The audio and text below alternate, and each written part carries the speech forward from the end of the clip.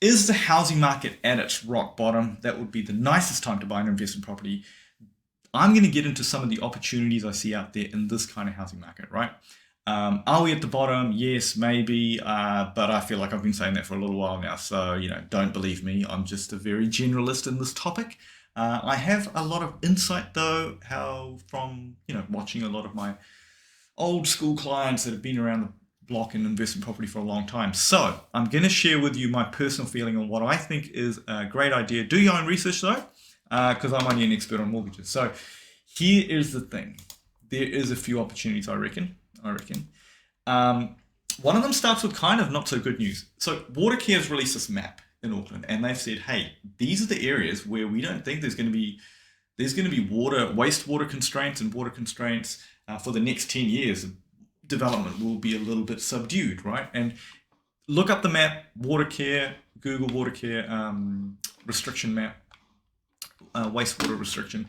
So especially these orange areas, right? So what it's done is it's actually meant that people with a bit of land in these areas that thought they were going to develop at some point, if their time horizon is less than 10 years for wanting to do that development, suddenly they're like, wow, this is no good to me, so I'm going to offload it. And they're offloading it at pretty good prices, I reckon. So there's opportunity there, especially if you're young, if you've got a couple of decades before retirement wanting to develop, then, hey, these could get some nice fruits in the end. So that's an opportunity, right? Now, another one is kind of been a painful one for the city, right? And that's the city rail link. So apartments have been smashed. You had COVID, international students disappearing. Then you had all of this, basically, well, all sorts of people moving into town. And then you kind of have this crazy roadworks, never-ending roadworks. Now, there's a cost and benefit to everything, right? Those were the costs. At some point, you get the benefit. Who's going to get the benefit? And the benefit is going to be this great kind of link up between Mount Eden, Newmarket, Auckland Central, and this trains whizzing around, right? So the apartment owners are probably going to be the benefit. Those apartments, I feel like they might be at the rock bottom. They might have a little bit of a leg up.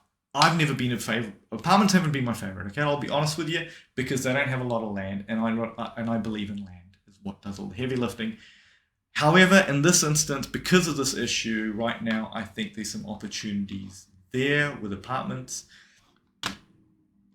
And the third area where I see some opportunity, and this is from personal experience, if you look up and down the country, there are places where you can buy a house with the land, one package, and the price seems like it's actually lower than the replacement cost of the house. And I don't know if that kind of equation will always survive the test of time, because inflation has happened. Building costs have gone up. Okay, they've stopped going up because there's a bit of a slowdown in that area. But is anyone really thinking that a hammer and nails and the cost of an architect and all of those things are going to go back to where they were 10 years ago, 5 years ago? I don't know. I don't know if they're going to go back. So there is an underlying pressure on the cost. And some of these things that you're picking up is below cost.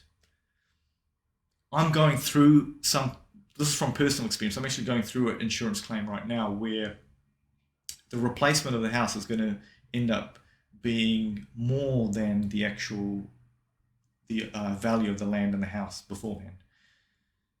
So again, I think these opportunities there. Of course, there are a few risks when you're buying out of Auckland. You've got to stick to some fundamental old rules. That's kind of the old guns that I've learnt from them over the decades that other people have been investing. Town with more than 50,000 people, ideally, 3-bedroom house. This is not new stuff, but there's a bunch of rules. Of course, you're going to expect high maintenance costs, so you have to budget for that, right? On older homes. But again, I don't know. From my experience, some of these opportunities don't always last. So yes, we're in the bottom somewhere of the cycle, but are we at the rock bottom? I mean, no one's going to tell you unless they tell you in retrospect, right? So my advice is Yeah, keep thinking about the opportunities. Talk to a smarter financial advisor than me if you can find one. But definitely for mortgages, feel free to reach out to us. Thanks for watching. Hamish from monline.co.nz.